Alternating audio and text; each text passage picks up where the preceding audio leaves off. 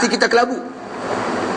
Gelap dan kelabu ni tuan-tuan berbunca daripada kita buat kerja sia-sia ataupun buat mungkar dan maksiat.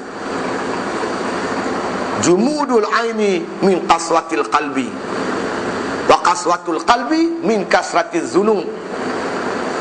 Kata Nabi SAW, keringnya air mata kerana kerasnya hati. Kerasnya hati dengan sebab banyaknya dosa. Dosa yang kita buat tu menyebabkan hati kita jadi keras. Bermula daripada titik hitam, kemudian dia keras. Maka nak melembutkan hati ini, kita kenalah banyak bertaubat kepada Allah Ta'ala dan banyak zikrullah. Kena banyak zikir. Kena banyak zikir. Zikir melembutkan hati. Yang keras tu jadi lembut. Sekeras-keras batu tuan. Batu ni keras, tetapi keluar air celah-celah batu tu.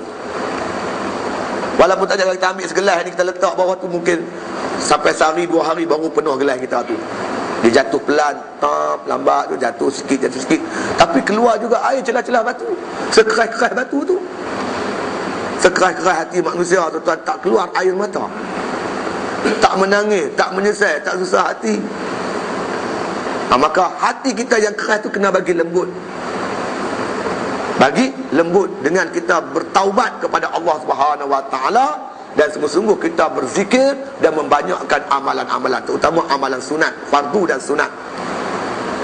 Proses itu dinamakan proses taqliyah, nama dia. Proses taqalli, proses pembersihan jiwa dengan bertaubat. Kemudian tuan-tuan, kita isi dengan berbagai-bagai ibadat. Berbagai-bagai ibadat. Seperti mana dalam Al-Quran Allah sebut, faman kana yarju liqa'a rabbih falyamal amalan salihan. Siapa ada cita-cita nak melihat Tuhan dia, bertemu Tuhan dia, naklah dia mengerjakan amalan yang soleh. La yazalu yataqarrabu ilayya bin nawafili hatta uhibbahu.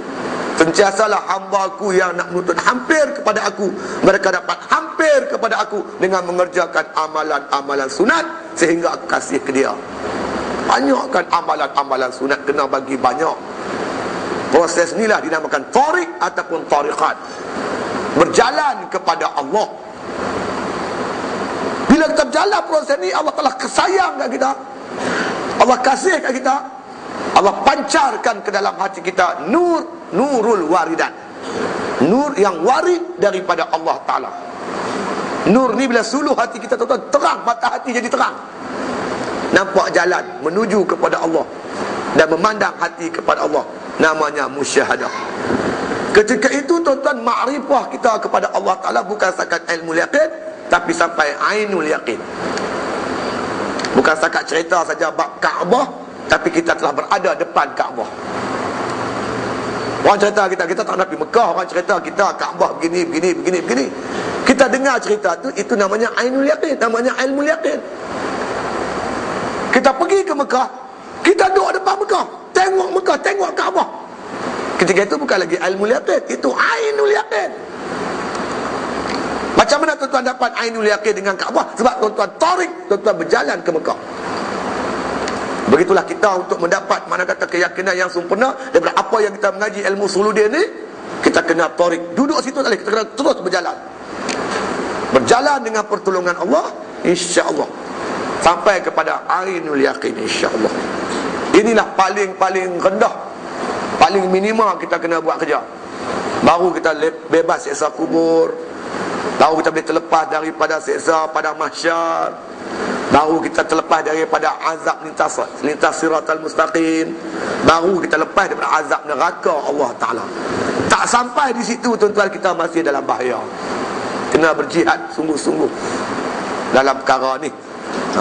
Ni jalan-jalan dibawa oleh ulama-ulama tasawuf kepada kita untuk bawa jalan selamat di dunia dan juga di akhirat, insya-Allah.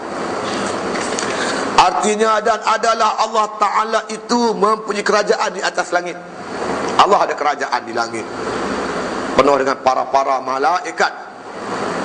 Ada kerajaan, ada pemerintahan dia, ada peraturan dia, ada hukum dia di sana. Dan arash, kerajaan arash, ada yang kejam yang menanggung arash dan sebagainya. Dan di atas tiap-tiap sesuatu hingga ke bawah 7 petala bumi. Allah punya kerajaan sampai ke bawah bumi ni kerajaan Allah. Kita nak tegakkan kerajaan Allah di muka bumi dengan hukum hakam Allah. Lain daripada kerajaan jin dan manusia ni tuan-tuan. Semuanya melaksanakan hukum Allah. Malaikat laksana hukum Allah. Natang-natang pun ikut hukum Tuhan. Ombak-ombak laut berjalan dengan sistem yang diatur oleh Allah. Kita tak nampak arash, kita nampak matahari, bulan, semua beredar, berjalan mengikut sistem pemerintahan Allah Ta'ala.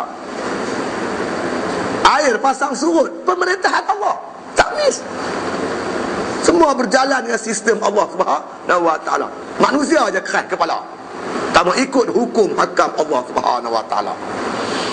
Ni kita kena berjuang sehingga hukum Allah tertegak atas muka bumi Allah ni. Kalau tidak, tu dah macam ni lah. Dah 50 tahun kita merdeka, teruk. Makin lama makin teruk, makin jauh daripada Islam. Jawi tak erti baca, Quran tak erti baca, tak sembahyang banyak, hiburan menjadi-jadi, melampau-lampau. Baru ni orang cerita, saya tak tengok orang cerita ada pula rancangan baru mencari cinta. Dia kata satu perempuan cari 10 jantan. Apa ni? Islam Maudari.